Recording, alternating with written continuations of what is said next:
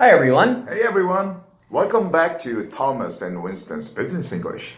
Okay, so we just saw a really good clip from Boiler Room, which is a fantastic movie with a lot of really good expressions in English related to business. So let's go over the key expressions with Mr. St. John's here, okay? The first expression is, The first one was, That's your sales pitch? that's your sales pitch.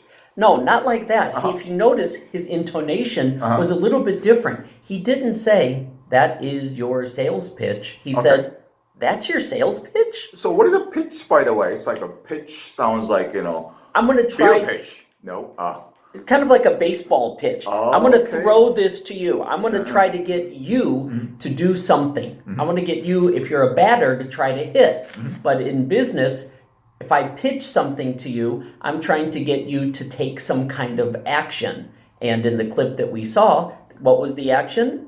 The action was trying to get him to buy the newspaper subscription. So in that scene, basically Seth was getting a cold call. That's right. He was cold calling, trying to get someone to get a subscription to the newspaper. Exactly. Cold calling means, it's quite interesting too, the C-O-L-D. So it sounds very cold. What is it exactly meaning like, the cold calling here? We don't have any relationship. I'm just calling an unknown person who I think might be interested in my product. So since we're not warm, we have no relationship together, we would say that it is a cold call because our relationship is cold. That sounds wonderful. And Mr. Sainz also half-ass here. What does half-ass mean? Okay, this is a really good expression that a lot of people probably have never heard before, but in business, you're going to hear that a lot. If you do something half-assed, it means you're not trying 100%.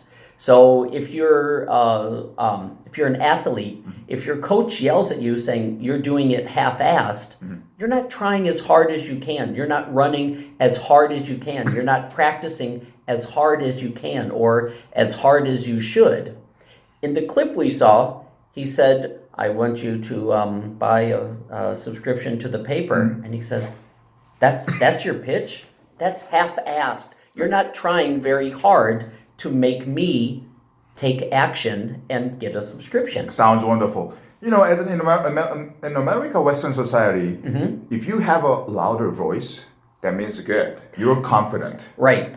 Yeah, that's a very good point. Most Westerners feel that if you have a louder voice, it equals more confidence. That's a very true. So in the business field, this person was trying to call Seth to close the sales. And he was not very confident. And Seth was giving him a lot of confidence. And then finally, this person closed sales. Right? And then at the end, so do you want a subscription? But if you notice, how did he say that? Did he say it with a very confident voice? In the beginning, no. But in the end? Yeah, he said, no, I read the Times. All right. Click.